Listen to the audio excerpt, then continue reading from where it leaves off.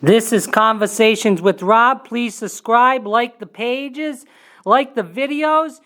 We look forward to and always try to get you good interviews, whether it's politics, sports, lifestyle, fitness.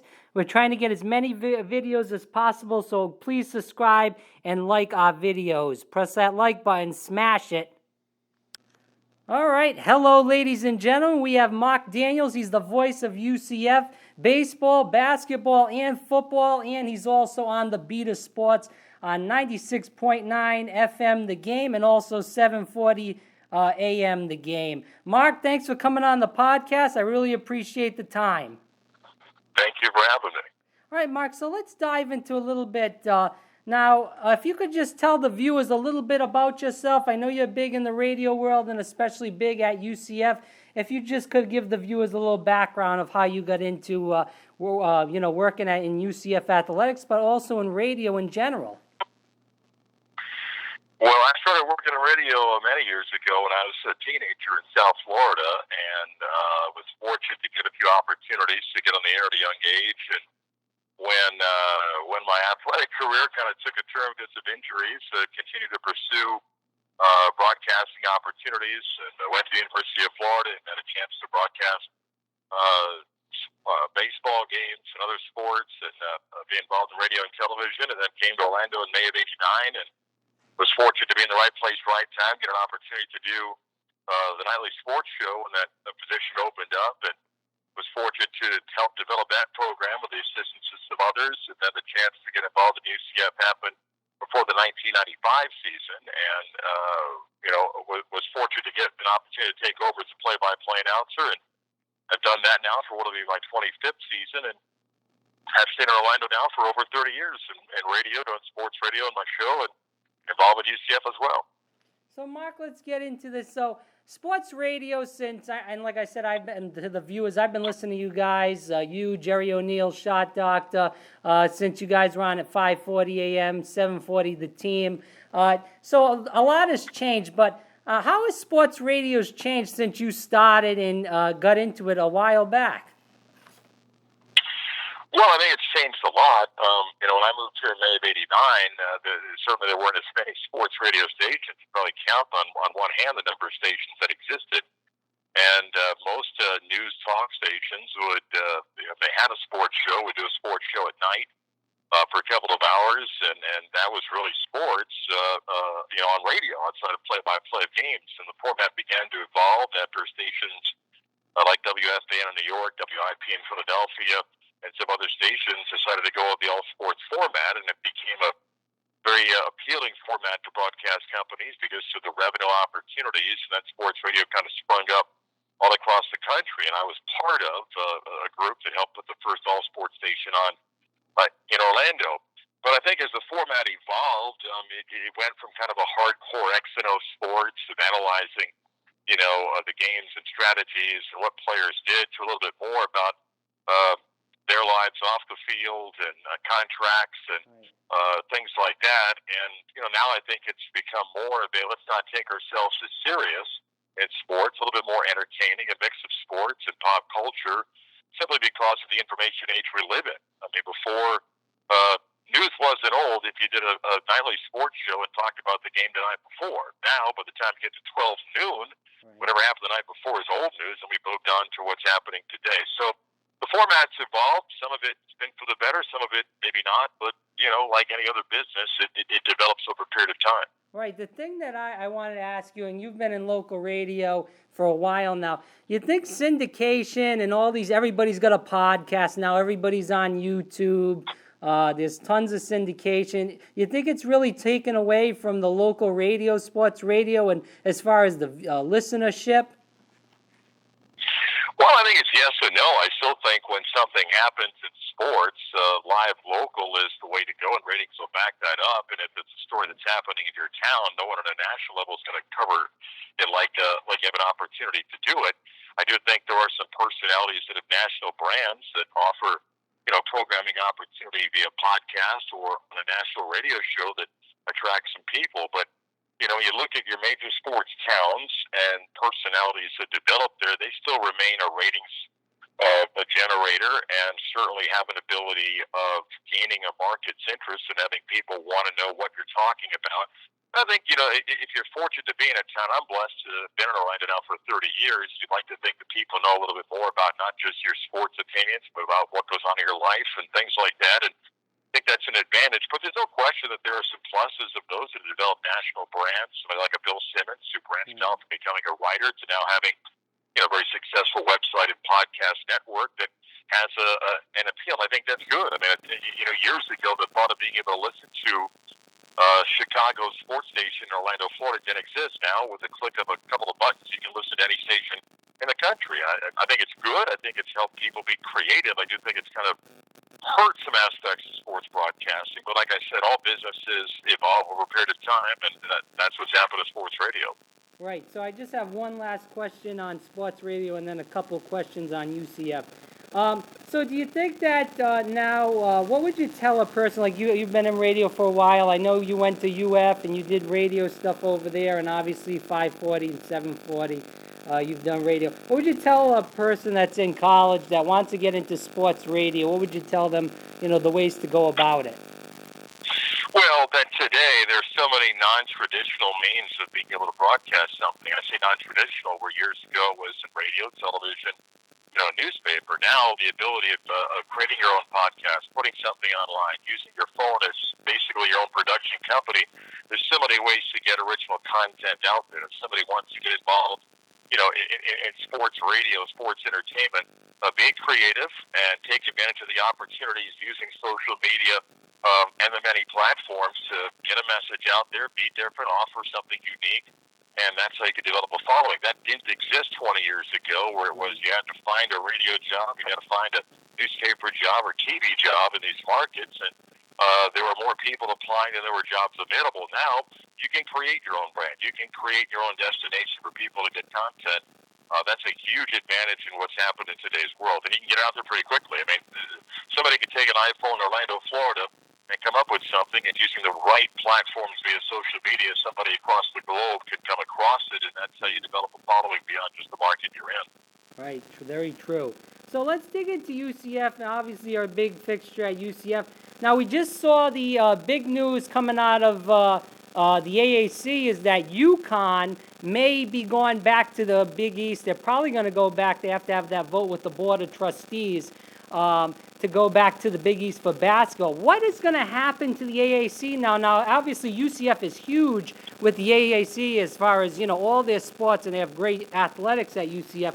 What's going to happen if Uconn does go to the Big East, not only with Uconn's football, I assume they'll go independent, but with UCF, are they going to, they've been talking for a while that, maybe the Big 12, that hasn't happened yet, but do you think UCF is going to go to a big conference? And the second question, what's going to happen with the AAC when this move happens?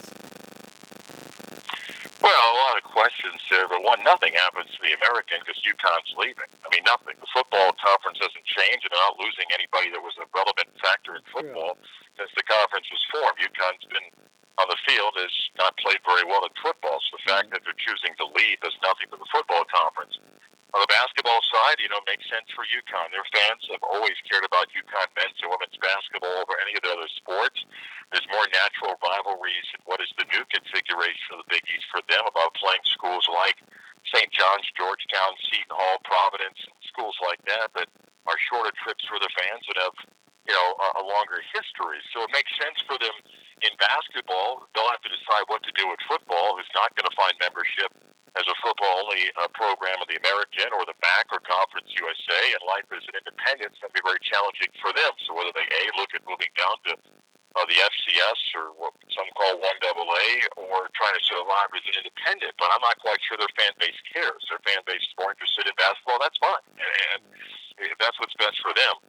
For the American will have to make a decision. Either A, it wants to find a 12th member to play football, or do they want to survive as 11? They would need some assistance from the NCAA to keep a conference championship team if they abandon divisions, but that's something that may be able to get done. But, I say this in a sense that UConn did what they believed is best for them.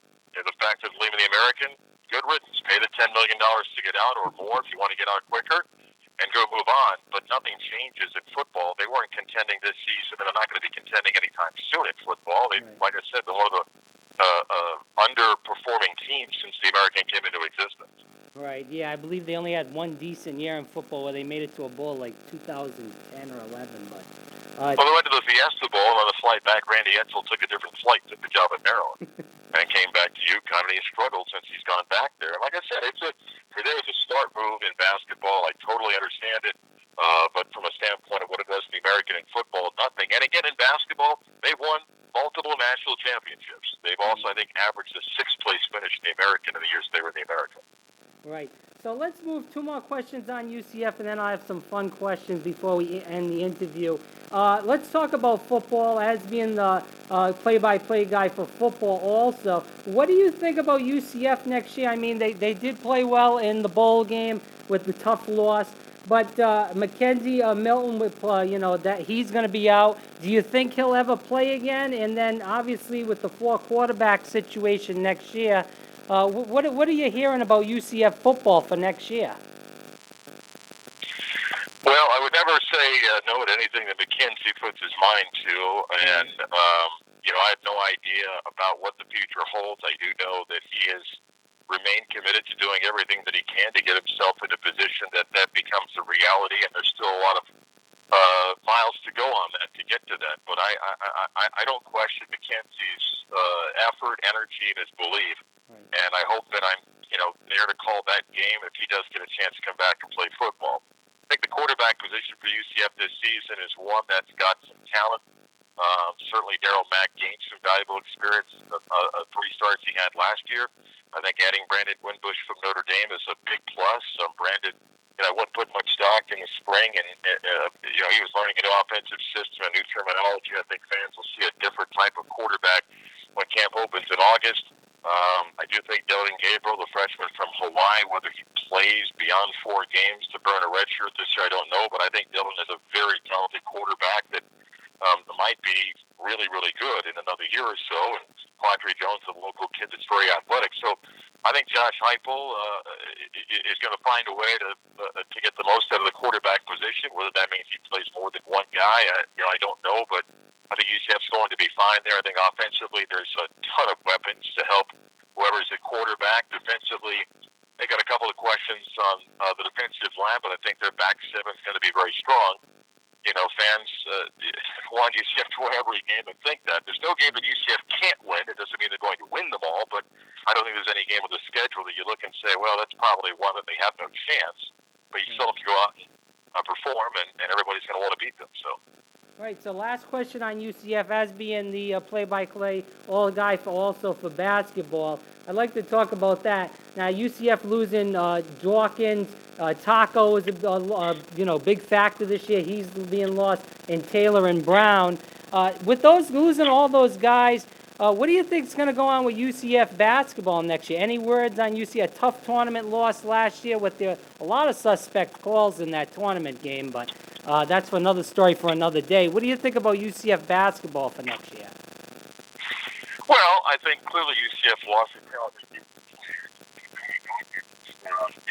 He knew that he was losing Taco and B.J. Taylor and Chad Brown and Deion Griffin, and probably anticipated that Aubrey was going to play 1 year and move on. So with that, I think Johnny's gone out to aggressively recruit a combination of 50-year transfers as well as some incoming freshmen. It gives him a nice mix of players, not just for the upcoming season, but for the next years to come. Colin Smith, who played well at the end of the season last year, now gets a chance to slide into that center spot. I think Colin's going to really make a jump talent-wise. And then I think there's some other players that have an opportunity. UCF's got a talented transfer from Alabama at point guard that's got great size, 6'5", a local shooter from the area. So I think there's a good opportunity for UCF to be strong again next year. It may take them the beginning of the season to kind of get together and mesh. And but I do think by the time they get towards conference play, I think they're going to be, in a position to battle in the American. And I don't think it's impossible to think that UCF can get themselves in a position to get back to the NCAA Tournament. All right, and I want to end the interview with 4 quick questions for you, Marc. What's your favorite sport? To broadcast or play? But either one, I guess. Well, when I grew up, and I played baseball more than any other sport. Broadcasting each is unique. Football is a big 6.5 hour production that takes more than just a day of the broadcast to put together. And it's not just me; there's other people on our crew. But that's a unique broadcast because our crew and people behind the scenes. It's about 6 or 7 people that help put that together. Basketball is unique. It's a very fast-paced sport that it's about 2+ hours. And I have a great passion for baseball, which is probably the toughest sport of all to call because there's so little game action. And baseball, the play-by-play on radio has always been about storytelling. And I enjoy that aspect of it. So each is unique in what they offer. All right. And what's your greatest moment or game that you've announced or watched at UCF? Well, I'm blessed to have seen many incredible moments, whether it be individual performances or team accomplishments, and I cherish all of them. Clearly, if you're to try to narrow them down, for UCF, the path to get to the undefeated season, just 2 years removed from being winless, and to watch the team win, the game in double overtime in the conference championship game, knowing what was going to happen with Wisconsin lost after that game, and then really doing an amazing job to put themselves in a position, to beat Auburn in that Peach Bowl. And at the same time, the first major bowl, the way against Baylor, was just incredible to watch how that unfolded on the stage that it did. And so those are there, and clearly all these championship games stand out. And blessed to be a part of those. So it's hard to pick one, but clearly there's been some good accomplishments the last 6 years for UCF football, of both the major bowl games as well as conference championship games. All right, and last 2 questions. Who's your favorite athlete? Favorite athlete ever? Favorite athlete UCF or what? Favorite athlete ever. Wow, favorite athlete ever. That's a tough one. I'd probably have to go particularly by sport. Obviously, my New York fandom would probably have me pick Derek Jeter. From a baseball standpoint, my favorite all-time New York Knick was Bernard King, whose career was cut short by bad knees. Favorite football player would be Lawrence Taylor. The best athlete I ever have seen at UCF, I say athlete, is Dante Colpath. I've never seen an athlete like Dante before for what he was able to do and for where UCF was to perform at the level that he did. Dante may be the greatest athlete that I've ever seen. McKenzie's not that far behind as far as someone that also meant so much to UCF program with their performance to kind of carry that brand to another level. Basketball, and I watched some good ones of late, but going back a little bit, Jermaine Taylor may be the most dominant basketball player that I've been able to broadcast. Clearly, Bo Clark before that in history book at UCF, but as far as in my 25 years, Jermaine may be the most dominant basketball player. Right. And last question of the interview, who's your favorite radio personality? My favorite radio personality, Jerry O'Neill. Jerry's a great friend, and as he enjoys retirement, Jerry's a one-of-a-kind person. I've been influenced by a lot of people in my career. I was fortunate to grow up in a sports household, and my brother taught me about sports radio and listening for many years of guys for the brief time that I remember living in New York and South Florida, and then getting started as I did in the sports radio business and getting to know some of the people that both play-by-play and talk show hosts, that influenced me when I came to Orlando. He wasn't a sports host, but Jim Phillips did the kind of political general talk show and was on in the afternoon. He gave me the forum to come on at the end of his show and promote my show, and I'm forever indebted to Jim for that opportunity and a lot of things that he taught me. But I've been influenced by a lot of people in my life, and I'm glad for that and cherish some of the friendships and memories that I've had over the years, and hopefully to some degree I've passed that along to a few people that are coming up behind me. I do miss Jerry O'Neill, and I know that I assume, I guess, you'll definitely miss him on the sideline as a sideline reporter for UCF football. So I'll miss him for sure. Well, Jerry's a part of our crew, and has been for many years. So we wish Jerry well in his daily talk show retirement. So. Right.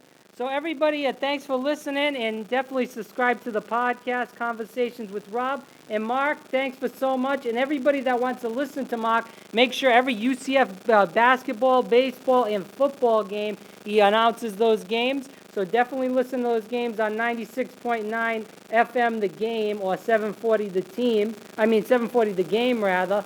And also listen to his talk show, The Beat of Sports, also on 96.9 The Game. Mark, thanks so much for coming on, and good luck this year with all the sports. And thanks so much. Like I said, I really enjoy listening to all your, whether it's, listening to games if I can't sit by the TV, or also listening to The Beat of Sports on 96.9 FM The Game. So I appreciate the time, All right. Mark.